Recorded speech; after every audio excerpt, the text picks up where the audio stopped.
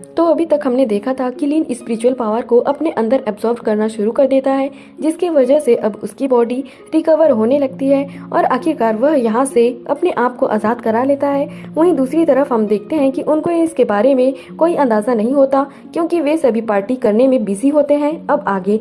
लेकिन तभी इसी बीच हम देखते हैं कि लूटे हुए सामान में से बॉस को लीन का स्टोरेज बैग मिलता है और इसलिए वह अपने आदमी से पूछता है कि यह क्या है, जिस पर उसका आदमी बताता है कि यह मुझे उसी के पास से मिला। तभी इसी बीच हम देखते हैं कि बॉस इसे खोलने के लिए कोशिश करता है, लेकिन असल में वह इसे नहीं खोल पाता। अब इसीलिए हम देखते हैं कि वह इस बात से काफी परेशान हो जाता है और फिर वह इसे आग में जलाने के लिए कोशिश करता है, लेकिन हम देखते हैं कि वह फिर से इसे नहीं खोल पाता। लेकिन इसके बाद भी हम देखते हैं कि वह इतने आसानी से हार मानने वाला नहीं होता और इस पर अपने स्वर्ड से भी अटैक करने के लिए कोशिश करता है। लेकिन इसके बाद भी हम देखते हैं कि वह इसे कुछ भी नहीं कर पाता और वह इस बात से काफी खुश हो जाता है और फिर कहता है कि यही तो असल में रियल ट्रेजर है। जिसके बाद उसका आदमी कहने लगता है कि अगर हमने इसे और ज्यादा हासिल कर लिया तो फिर तो हम इसे आपस में कनेक्ट करके क्लॉथ बना लेंगे और अगर ऐसा हो गया तो कोई भी आपका कुछ भी नहीं कर सकता। जिसके बाद बॉस कहता है कि पता नहीं यह उसे कहाँ से मिला और अब इसीलिए हम देखते हैं कि वह इसके बारे में पूछने के लिए उसके पास आता है। इसके बाद हम देखते हैं कि वह अपने लोगों के साथ में वहाँ पर आ गया था और फिर उसका आदमी लीन को पानी से बाहर निकालने के लिए जाता है। लेकिन अभी हम देखते हैं कि लीन ने अपने स्पिरिचुअल पावर का यूज करके इसके आदमी को डुबा दिया था, जिसे देखकर वो इससे काफी डर जाते हैं और फिर उसका दूसरा आदमी कहता है कि पानी में कुछ है। लेकिन इसके बाद भी हम देखते हैं कि बॉस को इसके बारे में कोई चिंता नहीं होती और वह अपने दूसरे आदमी को भी इसे बाहर निकालने के लिए भेजता है।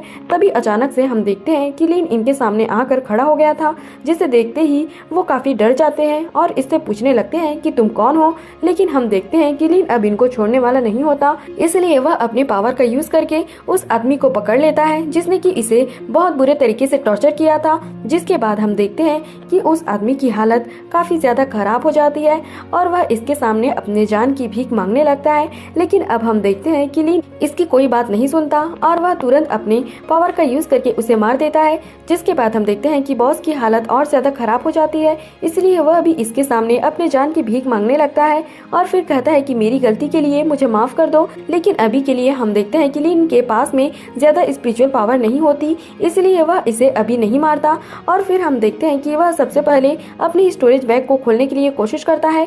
जिसके बाद हम देखते हैं कि उसने अपने जॉइंट मॉस्किटो को बाहर निकाल लिया था, जिसे देखते ही बॉस की हालत पूरी तरह से खराब हो जाती है और फिर कहने लगता है कि यह तो मॉन्स्टर है। लेकिन इसके बाद हम देखते हैं कि लीन इसे कोई चांस नहीं देता और वह अपने जॉइंट मॉस्किटो से इसे मार देने के लिए कहता है। जिसके बाद हम देखते हैं कि जॉइंट मॉस्किटो भी इसमें कोई देरी नहीं करता और फिर वह तुरंत अपने पावर का यूज करके उसे मार देता है। लेकिन इसके बाद हम देखते हैं लीन सबके सामने आ जाता है, जिसे देखते ही सभी काफी डर जाते हैं और कहने लगते हैं कि यह तो मॉन्स्टर है। लेकिन तभी हम देखते हैं कि लीन ने बॉस के डेड बॉडी को इनके सामने फेंक दिया था, जिसे देखकर वे सभी इस बात से और ज्यादा डर जाते हैं और फिर उससे कहने लगते हैं कि प्लीज आप हमें यहाँ से जाने दो। जिसके बाद हम देखते हैं कि लीन इनके साथ में कुछ नहीं करता और फिर इनसे पूछता है कि यह कौन सी जगह है। जिसके बाद हम देखते हैं कि वह तुरंत इसे बताने के लिए रेडी हो गए थे और फिर कहते हैं कि यह पिलू स्टेट का हुएन विलेज है। मगर अभी भी हम देखते हैं कि लीन इनको इतने आसानी से छोड़ने वाला नहीं होता और वह इनसे पूछता है कि एक छोटा सा पॉन्ड खोदने में कितना टाइम लगेगा। जिस पर एक आदमी उसे कहता है कि 3 दिन। लेकिन इसके बारे में सुनकर लीन इनके ऊपर गुस्सा हो जाता है। जिसके बाद हम देखते हैं कि वह सभी इस बात से काफी डर गए थे और फिर उसे कहते हैं कि आपके लिए केवल 1 दिन। जिसके बाद हम देखते हैं कि लीन इनको छोड़ देता है और फिर कहता है कि तुम जल्दी से इसे शुरू करो। जिसके बाद हम देखते हैं कि वे भी इसके बारे में कोई देरी नहीं करते और वे तुरंत इसके लिए काम पर लग जाते हैं, जिसके वजह से हम देखते हैं कि इसमें इनको ज्यादा टाइम नहीं लगता और वे इसे जल्दी से बना लेते हैं। तभी इसे देखकर लीन कहता है कि जब तक मैं यहाँ पर हूँ किसी को भी यहाँ से बाहर जाने की परमिशन नहीं है। जिसके बाद हम देखते हैं कि वे इसकी बात मानने के लिए रेडी हो जाते हैं और अब इसीलिए वे सभी वहाँ से चले गए थे। मगर वहीं हम देखते हैं कि लीन यहाँ मौजूद स्पिरिचुअल पावर से हैरान था, इसलिए वह कहने लगता है कि यह जगह तो कोई स्पिरिचुअल वैन भी नहीं है, लेकिन इसके बाद भी यहाँ के वाटर में स्पिरिचुअल एनर्जी क्यों है। जिसके बाद हम देखते हैं कि वह इसके बारे में पता लगाने के लिए अंदर आ गया था ताकि वह इसके पीछे के सीक्रेट के बारे में जान सके। जिसके बाद हम देखते हैं कि लिन को नीचे एक अजीब सी जगह मिलती है जहाँ पर कि टॉप ग्रेड वाले स्पिरिचुअल स्टोन को लगाया गया था।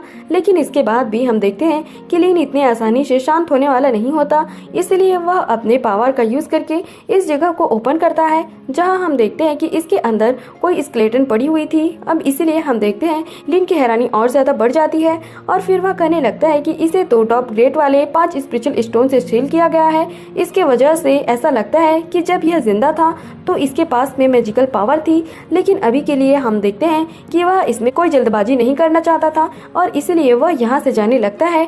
लेकिन तभी अचानक से हम देखते हैं कि स्क्रॉल अपने आप ही बाहर आ जाता है और अब वो इस तरह से यहाँ के स्पिरिचुअल पावर को अपने अंदर एब्जॉर्ब कर लेता है। जिसके बाद हम देखते हैं कि लिन भी इस बात से हैरान हो गया था और फिर कहता है कि मैं कभी भी इस स्क्रॉल को समझ नहीं पाया, जबकि इमोर्टल क्लैन का डिसेंडेंट मो भी इसे नहीं समझ पाया था और इसलिए ऐसा लगता है कि इसमें बहुत ज्यादा पावर होगी।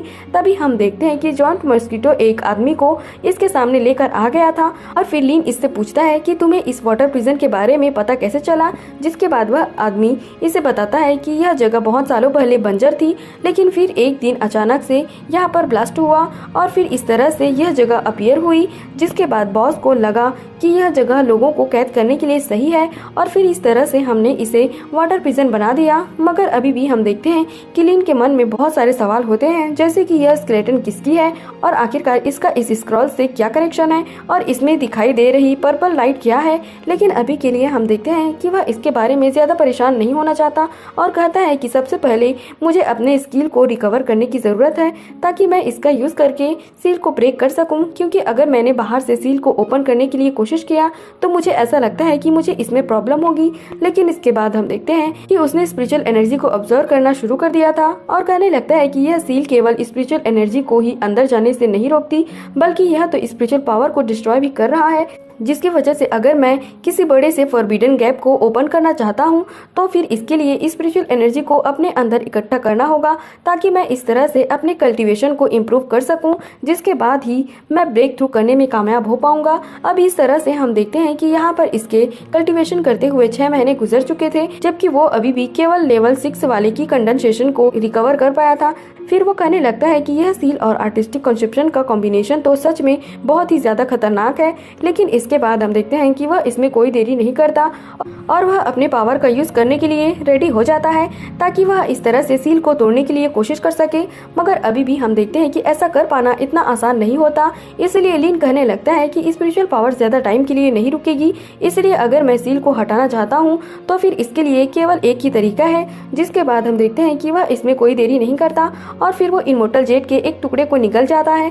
जिसके बाद हम देखते हैं कि इसकी पावर इसके बॉडी में फैलने लगी थी, लेकिन इसके बाद भी यह चीज इतना आसान नहीं होता और तभी हम देखते हैं कि लिन को इसमें काफी प्रॉब्लम होने लगती है। मगर इसके बाद भी हम देखते हैं कि लिन इतने आसानी से हार मानने वाला नहीं होता और वह अभी भी इसके लिए कोशिश करता है, जिसमें उसकी हालत काफी ज्यादा खराब हो जाती है। लेकिन इसके बाद भी हम देखते हैं कि लिन यहाँ से जाने के लिए रेडी हो गया था और फिर कहता है कि इस ब्रेक थ्रू से टी स्टैंड 10% गायब हो गया। इसके अलावा सील भी थोड़ी सी कमजोर हो गई है। इसके अलावा मैंने अपने बहुत सारे मैजिक वेपन को भी एक्टिव कर लिया है, जिसके वजह से मुझे लगता है कि अगर मेरा सामना किसी गॉड ट्रांसफॉर्मेशन वाले से ना हो तो फिर मुझे इसमें कोई भी डेंजर नहीं होगा। लेकिन अब हम देखते हैं कि उसके पास में केवल 7 साल का टाइम होता है और इसलिए उसे अपने आप को पूरी तरह से रिकवर करना होगा। जिसके बाद वह कहने लगता है कि अगर मैं और आगे ब्रेक थ्रू करना चाहता हूँ तो फिर मुझे इसके लिए किसी ऐसे जगह की जरूरत होगी जहाँ पर बहुत ही ज्यादा स्पिरिचुअल एनर्जी हो। अब इसीलिए हम देखते हैं कि वो इसके लिए बर्निंग सोल सेक्ट को चूज करता है, क्योंकि वो सुजाकू कॉन्टिनेंट में पिलू किंगडम के 3 मेजर सेक्ट में से एक है और इसलिए उसे ऐसा लगता है कि वहाँ की ऑरा काफी होगी। जो सीन दिखाते हुए यह एपिसोड यहीं पर खत्म हो जाता है। तो अगर आपको एक्सप्लेनेशन अच्छी लगी हो तो हमारे चैनल को सब्सक्राइब और लाइक जरूर करना। Thanks for watching.